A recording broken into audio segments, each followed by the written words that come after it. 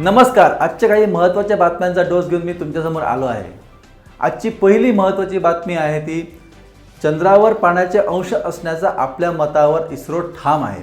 चंद्रयान 1 मिशनमध्ये खनिजाच्या तपासणीसाठी 11 उपकरणे होती. या मोहिमेतून पुढे आलेल्या माहितीनुसार चंद्राच्या ध्रुवीय प्रदेशात कमी परंतु सक्रिय जलमंडल सापडले आहे. विक्रम लँडर आणि प्रज्ञान रोवर यांनी वाहून गेलेले पाणी आणि इतर तपासणीसाठी विविध प्रयोग केले आहेत, ज्याचे विश्लेषण करणे चालू आहे, अशी माहिती इस्रोच्या रिमोट सेन्सिंग केंद्राचे संचालक डॉक्टर प्रकाश चौहान यांनी दिली. पडीक जमीन लागवडीखाली आणली तर गोव्यातील कृषी आणि पशुसंवर्धन क्षेत्र स्वयंपूर्ण बनविण्यास हातभार लागेल.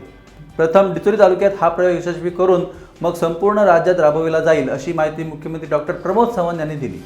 साखळी मतदारसंघात 450, मये मतदारसंघात 550 तर डिचोली मतदारसंघात 250 अशी मिळून तालुक्यात 1250 हेक्टर जमीन पडीक आहे, जी लागवडीखाली आणणे गरजेचे आहे.